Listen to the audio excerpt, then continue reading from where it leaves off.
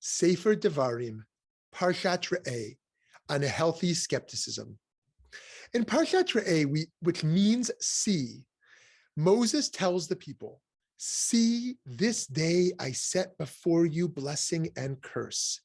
Blessing if you obey the commandments of the Lord, your God, that I enjoin upon you this day, and curse if you do not obey the commandments of the Lord your God, but turn away from the path that I enjoin upon you this day, and follow other gods whom you have not experienced.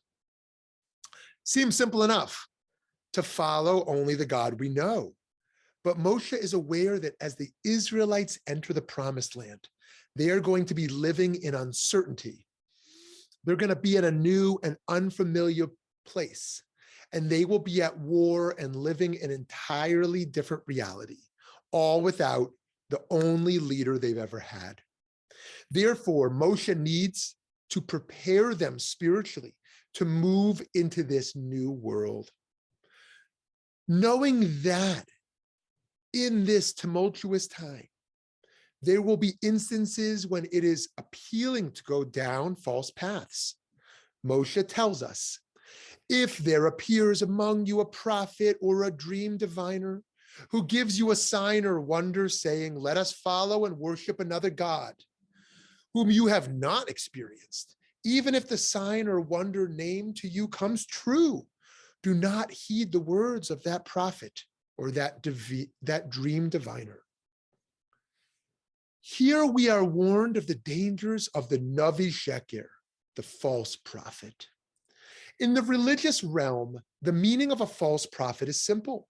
If someone wants to lead us away from the one God, even if they are capable of wonders, we cannot join them. Another simple way to identify a Navi Sheker, the tradition teaches, is that they try to erase the Torah commandments. Moses Maimonides wrote in his Mishnah Torah, the Yad HaChazakah, it is a clear and manifest principle concerning the Torah that as a law, it is permanently established forever and evermore. Therefore, should a person rise up saying that God has sent them to add a commandment or to diminish a commandment, they are a Navi Sheker, a false prophet, seeing that they came to deny the prophecy of Moshe. The quintessential examples of this are Shabbatai Tzvi, the 17th century failed Messiah, and later Messianic claimant Jacob Frank, both of whom believed one should not merely ignore the commandments, but go out of their way to break them. And so we have these straightforward ways of discerning false prophets in the purest sense. But what about the false prophets we encounter in politics and in social change work? Often we run into charismatic personalities who want us to believe that they've been, so to speak, sent by God, when in reality, they are there for self-serving purposes. These are people who lead us astray from rational thought and critical analysis. They remind us of our problems and fears, and they tell us, I alone can fix it, stoking up religious fervor in settings such as political conventions, where we must recognize the fallibility and even bad inclinations of all human beings. Because in politics and activism, we don't easily see the standard markers of the false prophet, other gods, and preaching against the commandments. We are tasked with scrutinizing these leaders and ourselves more closely. We must ask, are these prophets serving more subtle idols, such as money and power? Are they teaching in more indirect ways against Torah principles, such as taking care of the vulnerable and loving the stranger?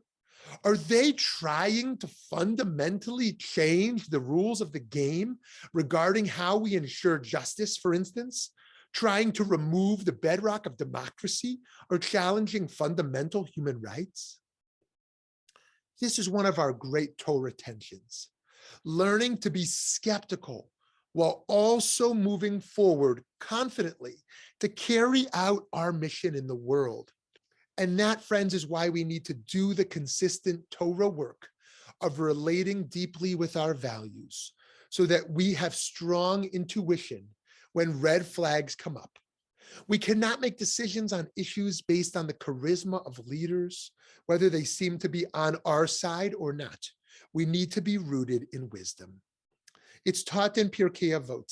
There are 4 types among us who sit before the sages: a sponge, a funnel, a strainer, and a sieve. A sponge soaks up everything. A funnel takes in at one end and lets out on the other end. A strainer, which lets out the wine and retains the lees. A sieve, which lets out the coarse meal and retains the choice flour. Whether we're sitting before sages, politicians, or community leaders who say they want to fix world's injustices, we must strive to be the sieve, to know when we're being told the truth and when we're being asked to participate in a lie.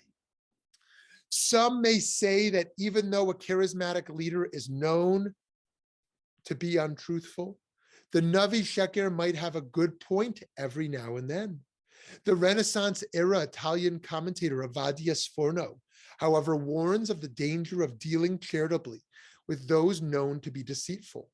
He says of the Navi Sheker, do not even turn to listen to find out if their words have even partial substance, for there can be no question that the person is full of lies and tells you things they have made up, all for an evil purpose. So there may be good points on the opposing side of an issue, but a person who is not truthful cannot be trusted to use that partial substance in good faith. It is true that when we look at all of the injustice in the world, we must recognize that things often need a change. But the changes we make, we need to be absolutely sure, are rooted in the larger good, in bringing us closer to truth and to acts of justice, not in the demands of a Navi Sheker, of the false prophet we find around us. Shabbat Shalom.